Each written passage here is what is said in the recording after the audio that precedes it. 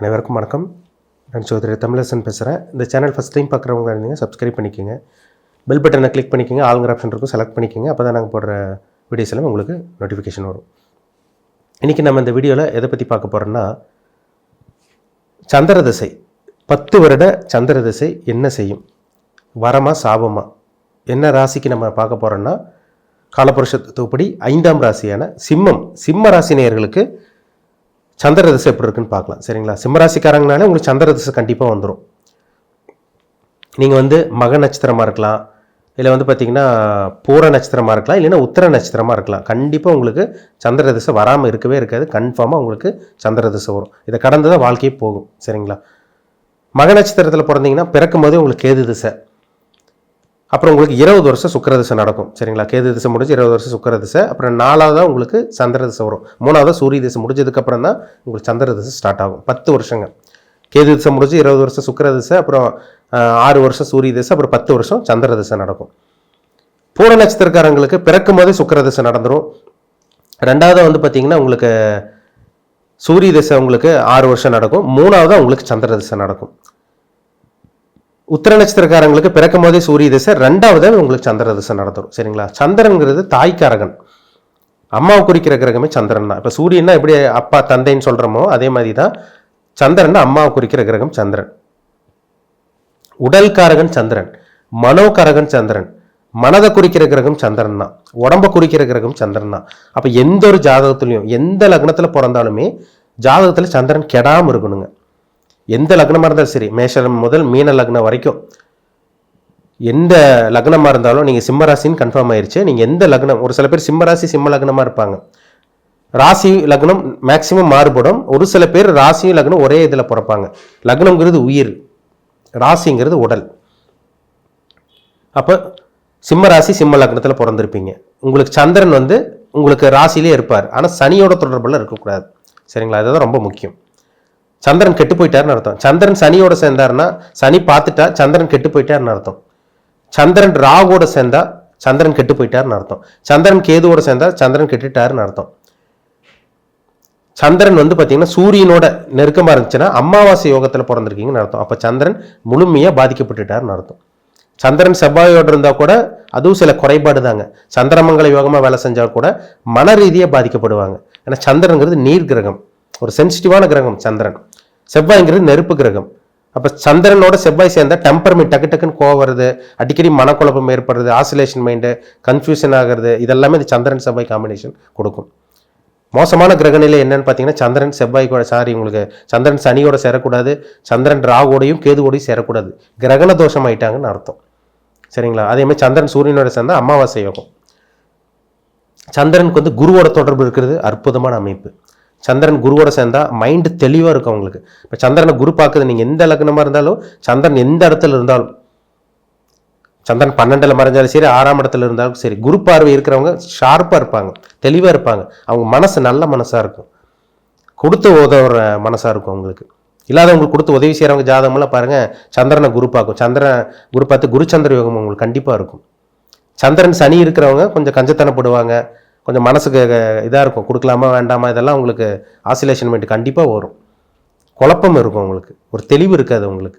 அதுக்கு பிறகு புனர்ப்பு தோஷம்னு சொல்கிறாங்க. ஒரு சில பேருக்கு சந்திரன் சனி காம்பினேஷன் இருக்கவங்களாம் பார்த்தீங்கன்னா 27-28 வயசுக்கு மேலே தான் கல்யாணம் பண்ணுறாங்க. அது மற்ற கிரகத்தையும் பார்த்துடணும். மேக்ஸிமம் சந்திரன் சனி காம்பினேஷன் தான் புனர்ப்பு தோஷம்னு சொல்லுவாங்க. சரிங்களா? சந்திரன் ராகு சந்திரன் கேது இருக்கிறவங்களுக்கெல்லாம் பாருங்கள், கடுமையான குழப்பம், மன ரீதியான பாதிப்பு, சைக்காட்ரிக் டாக்டர்கிட்ட போகிறது, கடுமையான மனக்குழப்பம், சரியான தூக்கம் இருக்காது, அடிக்கடி மனசை மாற்றிக்கிறது, உடம்புல அடிக்கடி ஹெல்த்தில் பிரச்சனை வர்றது, இது எல்லாமே சந்திரன் ராகு சந்திரன் கேதோட காம்பினேஷன் தான் கண்டிப்பாக இருக்கும் அவங்களுக்கு. சந்திரன் செவ்வாய் பார்த்தீங்கன்னா ஆசிலேஷன் மைண்ட் இருக்கும், டக்குன்னு கோவப்படுவாங்க, பிடிவாத குணம் இருக்கும், மூர்க்க குணம் இருக்கும், வைராகம் மிக்கவங்களாக இருப்பாங்க. இந்த சந்திரன் செவ்வாய் காம்பினேஷன் இருக்கவங்க. அப்போ சந்திரனை குரு பார்க்குறது நல்ல ஒரு அமைப்புங்க. சந்திரன் சுக்கிரனோட சேராமல் உங்களுக்கு சுக்கிரனை பார்த்தீங்கன்னா சந்திரன் சுக்கிரன் பார்க்குறது ஒரு நல்ல ஒரு அமைப்பு உங்களுக்கு. இதெல்லாமே நான் சுபகிரகங்களோட தொடர்பு இருக்கணுங்க. இல்லை சந்திரன் தனிச்சிருந்தா கூட ஓகே தான். எந்த கிரகத்தோட பார்வை சேர்க்கை பாவகிரகத்தோட தொடர்பு இல்லாமல் சுபகிரகத்தோட தொடர்பு இல்லாமல் சந்திரன் தனிச்சிருக்காருன்னா ரொம்ப ஷார்ப்பாக இருப்பாங்கன்னு அர்த்தம். அவங்க புத்தி மைண்ட் எல்லாமே சிந்தனை எல்லாமே உங்களுக்கு தெளிவாக இருக்கும். அவங்க என்ன நினைக்கிறாங்களோ அது அப்படியே நடக்கும்.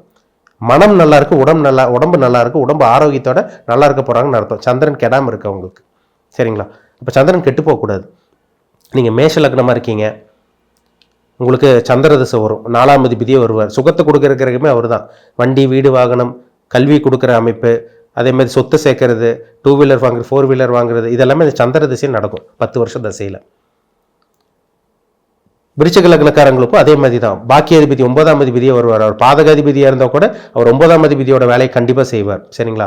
பாக்கியாதிபதி அவர் நல்ல இடத்துல இருந்து உங்களுக்கு குருவோட பார்வை இருந்துச்சுன்னா அட்டகாசமாக இருக்குங்க சந்திர திசை, அருமையாக இருக்கும் உங்களுக்கு.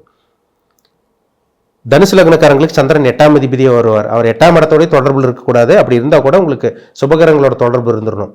8ஆம் அதிபதி உங்களுக்கு வேற இடத்துல இருந்து ராகுடைய சனியோடு இருந்துச்சுன்னா 10 வருஷம் படாதபாடு பட்டுருவாங்க தனுசு லக்னக்காரங்க. ஏன்னா தனுசு லக்னத்துக்கு 8ஆம் அதிபதியே வருவார். எந்த லக்னத்துக்கு வந்து பார்த்தீங்கன்னா சந்திரன் வந்து ஆகாத ஒரு கிரகம் பார்த்தீங்கன்னா மகர லக்னக்காரங்களுக்கு 7ஆம் அதிபதி வருவார். மேக்சிமம் பாருங்க மகர லக்னக்காரங்களுக்கு சந்திர திசை பெருசாக யோகம் செய்யாது. அவர் நல்ல ஒரு இடத்துல உங்களுக்கு சந்திரன் வந்து உங்களுக்கு நல்ல பாகிஸ்தானத்திலயோ 9ஆம் இடத்துலையோ இல்லை 5ஆம் இடத்துல உச்சம் அடைஞ்சு சுபகிரகங்களோட தொடர்பு இருந்தால் சந்திர திசை வேலை செய்யும்.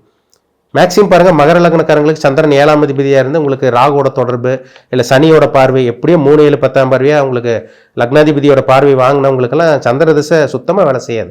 திருமண வாழ்க்கையில் பிரச்சனை, மனக்குழப்பம், நண்பர்களால் பிரச்சனை, இதெல்லாமே இந்த மகர லக்னக்காரங்களுக்கு வரும். கும்பலக்னக்காரங்களுக்கு சந்திர திசை வரவே கூடாது. வராமல் இருக்கிற வரைக்கும் நல்லது. கும்பலக்னக்காரங்களுக்கு சந்திரன் 6ஆம் அதிபதியாக வேலை செய்வார். 6ஆம் அதிபதி வேலை செய்வார். அவர் எந்த இடத்துல இருந்தாலும் ஒரு ஃபுல் ஸ்டாப் வைக்காமல் போகவே போகாதுங்க. எந்த இடத்துல இருந்தால் உங்களுக்கு பிரச்சனையும் வில்லங்கத்தையும் கொடுக்காம இருக்கவே இருக்காது சந்திரன். அவர் சுபகிரகங்களோட சேர்ந்தா தப்பிச்சுக்கலாம். பாவகிரகங்களோட சேர்ந்த சந்திரன் வந்து கடுமையான பிரச்சனை, கடுமையான மன உளைச்சல், கடன் பிரச்சனை, நோய் பிரச்சனை, பிஸ்னஸ் பண்ண முடியாமல் இருக்கிறது, தொடர்ந்து நஷ்டத்தை சந்திக்கிறது எல்லாமே அந்த சந்திர திசையில் கொடுக்கும் கும்பலக்னக்காரங்களுக்கு. மீன லக்னக்காரங்களுக்கு அருமையாக இருக்குங்க. அதாவது மீன லக்னக்காரங்க, மேஷ லக்னக்காரங்க, கடக லக்னக்காரங்க, சிம்ம லக்னத்துக்கு விரையாதிபதியாக இருந்தக்காரங்க கூட உங்களுக்கு நல்லது பண்ணும். அப்போது மேஷம், சிம்மம், கடகம், விருச்சிகம், மீனம் இந்த லக்னக்காரங்களுக்கு வந்து பார்த்தீங்கன்னா சந்திர திசை ஒரு மிகப்பெரிய ஒரு யோக திசையாக இருக்கும். சந்திரன் சனியோட சேராமல் இருக்கணும். சந்திரன் ராகுவோட சேர்ந்த கம்ப்ளீட்டாக கெட்டு போயிடுவார். சந்திர திசை வேலை செய்யாது. சந்திரன் கேதுவோடு இருக்கக்கூடாது. சப்போஸ் கேதுவோட சந்திரன் இருந்தாலும் சந்திரன் ராகுவோடு இருந்தாலும் கண்டிப்பாக குரு பார்வை இருந்தால் மட்டுமே தான் அந்த சந்திர திசை 10 வருஷம் உங்களுக்கு யோகத்தை செய்யும். இல்லைன்னா உங்களோட உடல் ஆரோக்கியம் கெட்டு போகும். மேக்சிமம் பாருங்கள் இந்த 10 வருஷம் வரக்கூடிய சந்திர திசையில் அம்மா வேலை இழக்கிறவங்கெல்லாம் பாருங்கள் இந்த சந்திரன் ராகு 4ஆம் இடம் கெட்டு, சந்திரன் ராகுவோட இருந்து, சந்திரன் கேதுவோடு இருந்து, சந்திரன் சனி பார்த்து 4ஆம் இடத்துல பாவகிரகம் சம்மந்தப்படுறவங்களுக்கு தான் அந்த சந்திர திசை வரும்போது அம்மாவை இழக்கிற மாதிரி வரும். அம்மா விட்டு பிரிஞ்சு போகிறது, இல்லை அம்மா வந்து பார்த்திங்கன்னா கண்டத்தில் போய் மாட்டுறது, அம்மாவுக்கு அடிக்கடி ஹெல்த் பிரச்சனை வருது, இவங்களுக்கும் ஹெல்த் பிரச்சனை வரும். அவங்க அம்மாவுக்கு அவங்க தாயாரோட உடல் ஆரோக்கியத்தையும் கெடுதல் வரும். அதே மாதிரி வந்து பார்த்திங்கன்னா 4ஆம் இடம் கெட்டு சந்திரன் காரகன் எல்லாம் கெட்டுருச்சுன்னா அம்மாவை பறி கொடுக்குற மாதிரியெல்லாம் வரும் அந்த காலகட்டங்களில் சந்திர திசையில். அப்போ சந்திரன் பாருங்கள் எந்த அளவுக்கு வேலை செய்யுது பாருங்கள். ஏன்னா உடல் காரகன் சந்திரன், மனோகாரகன் சந்திரன், அம்மாவை குறிக்கிற கிரகம் சந்திரன், உங்கள் மனதுக்கு அதிபதியே சந்திரன் தான். உங்கள் உடம்பு நல்லா இருக்கா, உங்கள் மனசு நல்லா இருக்கா, சந்திரன் வச்சு சொல்லிடலாம். இவங்க குழப்பவாதியை ஸ்டெடியான ஆளா இது வச்சு சொல்லிடலாங்க. சந்திரன் சனி இருக்கக்கூடாது, சந்திரன் ராகு இருக்கக்கூடாது, சந்திரன் கேது இருக்கக்கூடாது, சந்திரன் சூரியனோட சேர்ந்து அமாவாசை அமைப்பில் இருக்கக்கூடாது, சந்திரன் செவ்வாய் இருந்தால் கூட உங்களுக்கு அது நல்ல இடத்துல இருந்தால் கூட சந்திரன் ஓரளவுக்கு வேலை செஞ்சிருவார். சரிங்களா? சந்திரன் மேக்சிமம் குருவோட பார்வை, குருவோட சேர்க்கை, சுக்கிரனோட தொடர்பு இருந்துச்சுன்னா கண்டிப்பாக அந்த சந்திரன் மிகப்பெரிய ஒரு மாற்றத்தை அந்த 10 வருஷத்தில் கண்டிப்பாக கொடுக்கும். நீங்களும் நல்லா இருப்பீங்க, உங்கள் அம்மாவோட ஆரோக்கியம் நல்லாயிருக்கும், உங்கள் மனசும் தெளிவாக இருக்கும். அந்த கொடுத்து உதவுற அந்த குணம் சொல்கிறாங்க பார்த்தீங்களா, ஹெல்பிங் டெண்டன்சி உங்களுக்கு கண்டிப்பாக இருக்கும் இந்த குருச்சந்திர யோகமெல்லாம் இருக்கிறவங்களுக்கெல்லாம். அப்போ பிறப்பு ஜாதகத்தை பாருங்கள், சந்திரன் எப்படி இருக்கார் பாருங்கள். உங்களுக்கு சாதகமாக இருக்காரா, பாதகமாக இருக்காரா, இல்லை கெட்டு போயிட்டாரா, இது உங்கள் பிறப்பு ஜாதகத்தை பார்த்து தெளிவாக சொல்லிடலாம். சரிங்களா? ஏன்னா சந்திரனுக்கு முக்கியமான ஒரு கிரகம். நீங்கள் எந்த லக்னமாக இருந்தாலும் அவர் கிடவே கூடாது. ஏன்னா முன்னாடி சொன்ன மாதிரி அவர் உடம்புக்கு அதிபதி, மனசுக்கு அதிபதி, உடல்காரகன், மனோகாரகன் சந்திரன். சந்திரன் கெட்டு போனால் எல்லாமே கெட்டு போயிடும். மனசு கெட்டு போகும், நீங்கள் எண்ணங்களே உங்களை அடிக்கடி உங்களுக்கு டைவெர்ட் பண்ணி விட்டுரும், தெளிவாக சிந்திக்க முடியாது, அடிக்கடி ஆசிலேஷன் மைண்ட் வரும், குழப்பமாக இருப்பீங்க, நீங்களும் குழம்பி அடுத்தவங்களுக்கு குழப்பி விடுறதெல்லாம் பார்த்தீங்கன்னா இந்த சந்திரன் பாவகிரகங்களோட சேர்ந்தவங்களுக்கு கண்டிப்பாக ஏற்படுத்தும். சரிங்களா? பிறப்பு ஜாதகம் பாருங்கள், பார்த்து தெளிவாக தெரிஞ்சுக்குங்க. மீண்டும் அடுத்த பதிவில் சந்திக்கும் வரை உங்களிடமிருந்து விடைபெறுவது உங்கள் ஜோதிடர் தமிழரசன். இந்த சேனல் பிடிச்சிருந்தால் உங்கள் நண்பருக்கு ஒரு ஒன்று ஷேர் பண்ணுங்கள், லைக் பண்ணுங்கள், சப்ஸ்கிரைப் பண்ணுங்கள், பெல் பட்டனை கிளிக் பண்ணிக்கோங்க, ஆளுங்கிற ஆப்ஷன் இருக்கும், அதையும் செலக்ட் பண்ணிக்கோங்க. அப்போ தான் நாங்கள் போடுற வீடியோஸ் எல்லாமே உங்களுக்கு நோட்டிஃபிகேஷன் வரும். நன்றி, வணக்கம்.